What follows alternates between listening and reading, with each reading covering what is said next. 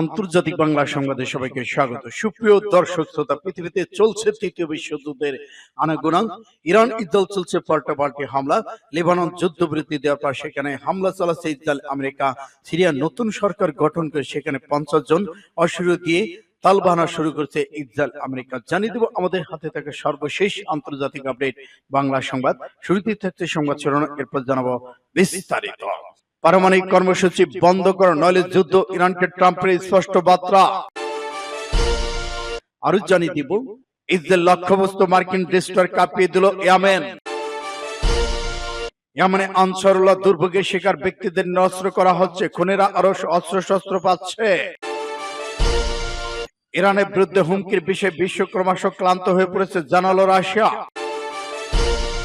ইসরায়েলে মার্কিন জিম্মিদের সঙ্গে যোগাযোগ বিচ্ছিন্ন, দাবি হামাসের। এদিকে পারমাণবিক উচ্চাকাঙ্ক্ষা ত্যাগ করলে ইরানের সামরিক হামলা হবে, জানালো ট্রাম্প। গাজায় সীমা লঙ্ঘন করেছে ইসরায়েল, স্বীকার করল ইউরোপীয় ইউনিয়ন। এবং সর্বশেষে জানিয়ে দিব, ইরাকে মোসাদের সদর দপ্তর উড়িয়ে দিল ইরান, আরো প্রতিশোধের হুমকি। এতক্ষণ শুনছিলেন সংবাদ শিরোনাম, এখন বিস্তারিত। তবে অনুরোধ থাকবে এই ভিডিওটিতে একটি লাইক দিন এবং কমেন্টস করে জানিয়ে দিন আপনি কোন জেলা থেকে বা কোথা থেকে আমাদের সাথে যুক্ত রয়েছেন। ইরান ইসরায়েল যুদ্ধের আপডেট, ভয়ঙ্কর সংবাদ পেতে চ্যানেলটি সাবস্ক্রাইব করুন, আমাদের সঙ্গে থাকুন এবং জানিয়ে দিন গুরুত্বপূর্ণ মূল্যবান মতামত। ধন্যবাদ। পারমাণবিক কর্মসূচি বন্ধ করে, নইলে যুদ্ধ, ইরানকে ট্রাম্পের স্পষ্ট বার্তা। ইরান যদি পারমাণবিক কর্মসূচি পরিত্যাগ না করে, তাহলে তাদের পারমাণবিক স্থাপনাগুলো উপরে সামরিক হামলা চালানো হবে, এমন হুঁশিয়ারি দিয়েছেন যুক্তরাষ্ট্রের প্রেসিডেন্ট ডোনাল্ড ট্রাম্প। সোমবার এক সংবাদ সম্মেলনে ট্রাম্প বলেন, ইরানকে পারমাণবিক অস্ত্রের ধারণা থেকে সরে আসতে হবে, তারা কোনোভাবেই পারমাণবিক অস্ত্র রাখতে পারবে না। এই মন্তব্য তিনি করেন এমন এক সময় যখন ওমানে যুক্তরাষ্ট্র ইরানের মধ্যে পরোক্ষ আলোচনা হয়েছে। আলোচনাকে উভয় পক্ষ ইতিবাচক গঠনমূলক হিসেবে অভিহিত করে ট্রাম্প মনে করেন, ইরান আলোচনার অগ্রগতি না ঘটিয়ে শুধু সময় ক্ষেপণ করছে। ওমানে অনুষ্ঠিত আলোচনায় অংশ নেন যুক্তরাষ্ট্রের বিশিষ্ট দূত স্টিভ উইক এবং একজন জ্যেষ্ঠ ইরানি কর্মকর্তা। আলোচনায় পরবর্তী পর্ব আবার ওমানে অনুষ্ঠিত হওয়ার কথা রয়েছে বলে জানিয়েছে। সূত্র জানিয়েছে, এই আলোচনাগুলো এখনো প্রাথমিক পর্যায়ে রয়েছে এবং উভয় পক্ষ একটি সম্ভাব্য চুক্তির রূপরেখা তৈরির চেষ্টা করেছে। তবে ট্রাম্প সাফ জানিয়েছে, চুক্তি স্পষ্ট হবে, ইরান কোনোভাবেই পারমাণবিক অস্ত্র রাখতে পারবে না, এটি চূড়ান্ত। সামরিক হামলা সম্ভব সম্পর্কে জানতে চাইলে ট্রাম্প বলেছেন, অবশ্যই সেই অপশন খোলা আছে।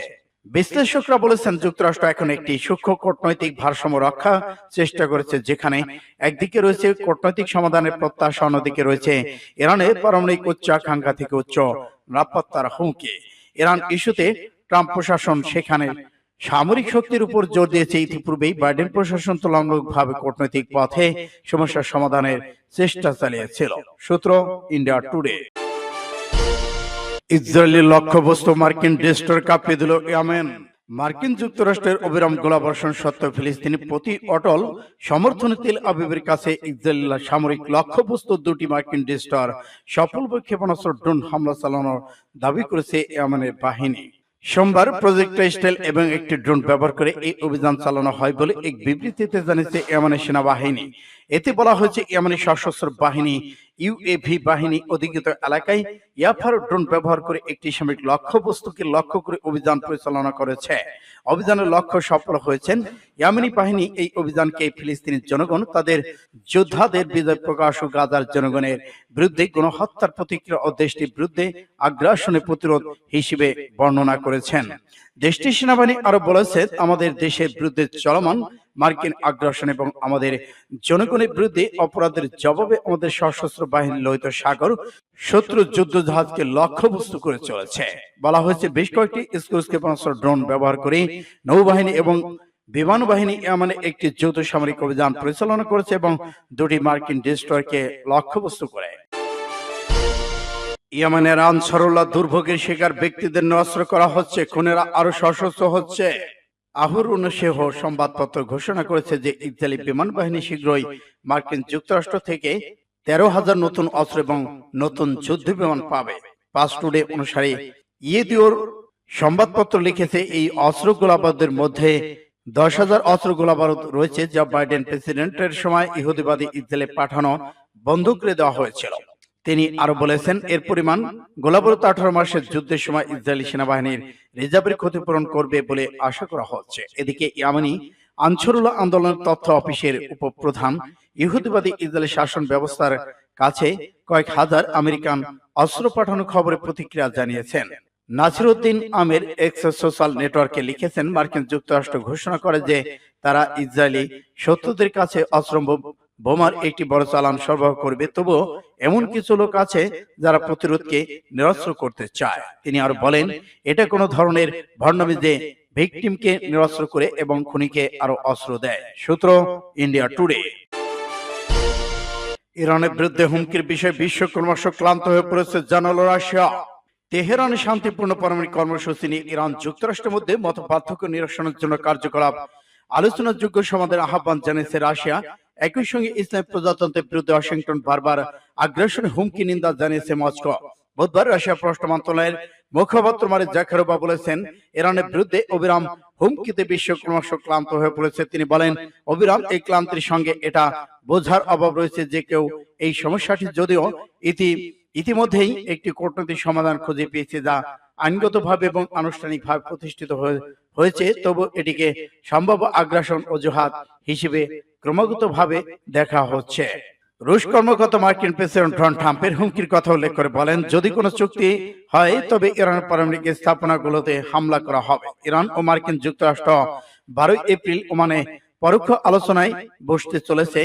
জাখারোভা বলেন, ইরানের বোমা হামলা শান্তির দিকে পরিচালিত করবে না, বরং আশা প্রকাশ করেন যে আসন্ন আলোচনা সংকট এড়াতে সাহায্য করবে। কার্যকর আলোচনার মাধ্যমে এটি সমাধানের বিষয়ে দাবি করেছে, যা পরিস্থিতিকে বিপজ্জনক রেখা থেকে সরে যেতে সাহায্য করবে। জাখারোভা ইরানের পারমাণবিক কর্মসূচি প্রতি পশ্চিমা দৃষ্টিভঙ্গির সমালোচনা করে প্রশ্ন তুলেছেন যে তারা কি সত্যি দীর্ঘদিনের প্রতিরোধের সমাধান চান। সাধারণভাবে আমাদের পশ্চিমা সহকর্মী এখন পর্যন্ত যেভাবে আচরণ করেছে তাদের সন্দেহ যে এই সমস্যার সমাধান আসলেই তাদের প্রকৃত ইচ্ছা আছে কিনা। সূত্র পাঁচ টুডে, বাবুল আক্তার 10। ইসরায়েলি মার্কিন জিম্মিদের সঙ্গে যোগাযোগ বিচ্ছিন্ন দাবি হামাসের। অবরুদ্ধ গাজা বিমান হামলার পর ইসরায়েলি মার্কিন জিম্মি এডান আলেকজান্ডারকে হেফাজতে রাখা দলের সঙ্গে যোগাযোগ বিচ্ছিন্ন হয়ে গেছে বলে জানিয়েছে হামাস। খবর এপির।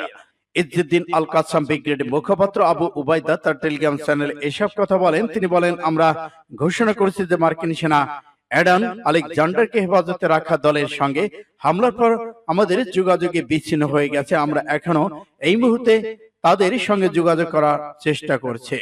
এর আগে ব্রিগেড গত শনিবার একটি ভিডিও প্রকাশ করেছে হামাস, যেখানে আলেকজান্ডারকে জীবিত দেখানো হয়েছে, যেখানে তিনি তার মুক্তি নিশ্চিত করতে ব্যর্থ হওয়ার কথা ইসরায়েলি সরকারের সমালোচনা করেছেন। সম্প্রতি যুদ্ধবিরতি প্রকাশের মধ্যে বেশ কয়েকটি ইসরায়েলি বন্দীকে মুক্তি দেয় হামাসের বিনিময়ে ফিলিস্তিন বন্দীদের ফেরত নেওয়া হয়।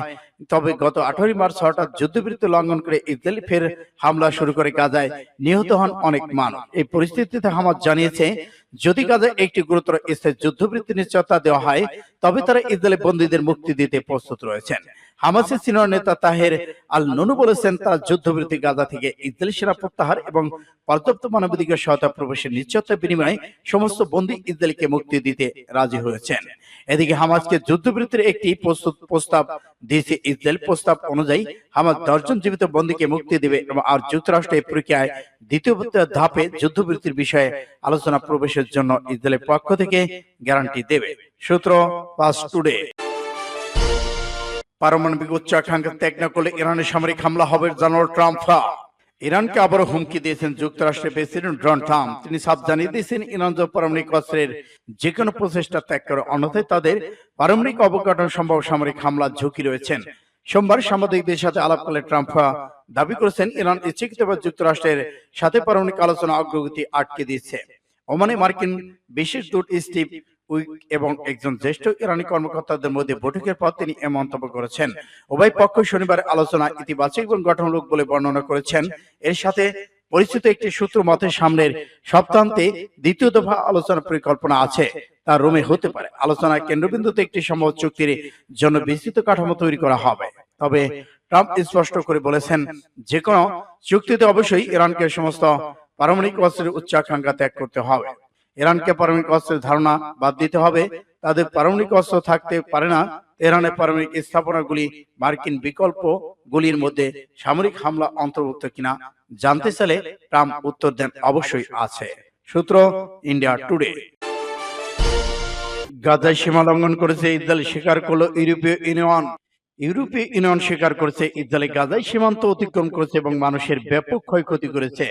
ইউরোপীয় ইউনিয়ন পররাষ্ট্রনীতি বিষয়ক প্রধান কাজা কালাসো বলেছেন, ইসরায়েল আত্মরক্ষার অধিকার আছে, কিন্তু সাম্প্রতিক ঘটনার স্পষ্টভাবে দেখায় যে সীমা অতিক্রম করা হয়েছে এবং মানুষের ক্ষয়ক্ষতি ব্যাপক হয়েছে। লা রিপাবলিকানকে দেওয়া এক সাক্ষাৎকারে তিনি বলেছেন, ইউরোপীয় ইউনিয়ন ফিলিস্তিনিদের জন্য 1.6 বিলিয়ন ইউরো অতিরিক্ত আর্থিক সহায়তার ঘোষণা করেছে। কালাসো বলেন, ফিলিস্তিনিদের অধিকার পর্যবেক্ষণ না করে ইসরায়েল নিরাপত্তা নিশ্চিত করা যাবে না, তাই ইউরোপীয় ইউনিয়ন দ্বিরাষ্ট্রীয় সমাধানকে সমর্থন করে। রুশ বার্তা সংস্থা টাস জানিয়েছে, 18 মার্চ ইসরায়েলি বাহিনী গাজা উপত্যকায় পুনরায় শত্রুতা শুরু করে এবং অবরুদ্ধ অঞ্চলটিকে এই বছরের জন্য জানুয়ারি প্রতিষ্ঠিত যুদ্ধবিরতি লঙ্ঘন। উপত্যকায় ইসরায়েলি হামলা প্রতিদিন শিশু বেসামরিক মানুষ নিহত হচ্ছে। ফিলিস্তিনদের কাছে মানবিক সাহায্যে পৌঁছে দেওয়া বন্ধ হয়ে গেছে। সূত্র ইত্তেফাক এসকে। ইরাকে মোসাদের সদর দপ্তর উড়িয়ে দিল ইরান, আরব প্রতিশোধের হুমকি। ইসরায়েল এবং প্যালেস্টাইনের হামাসের মধ্যে যুদ্ধ চলছে। এতদিন বাইরে থেকে প্যালেস্টাইনকে সমর্থন করেছিল ইরান, এবার ইসরায়েলের বিরুদ্ধে সরাসরি আঘাত হানলো তারা।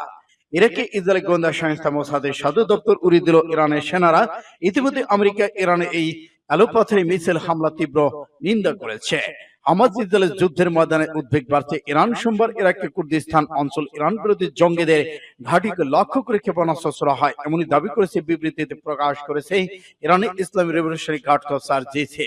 বিবৃতিতে জানানো হয়েছে, ইরান বিরোধী সন্ত্রাসী গোষ্ঠীর বিরুদ্ধে আক্রমণ চালানো হয়েছে, গুড়িয়ে দেওয়া হয়েছে ইসরায়েলি গুপ্তচর সংস্থার সদর দপ্তর। ইরানের ছোড়া ক্ষেপণাস্ত্র হামলায় এ পর্যন্ত প্রায় 4 জনের মৃত্যু এবং 6 জন আহত হয়েছেন বলে জানা গেছে। সূত্র ফাস্ট টুডে। শুধু তাই নয়, কুর্দিস্তানের রাজধানী ইরবিলে অবস্থিত মার্কিন দূতাবাসেও আঘাত হেনেছে ইরান। তবে এই ক্ষেপণাস্ত্র হামলায় দূতাবাসটি কোনো ক্ষয়ক্ষতি হয়নি বলে জানিয়েছেন এবং মার্কিন অধিকারী।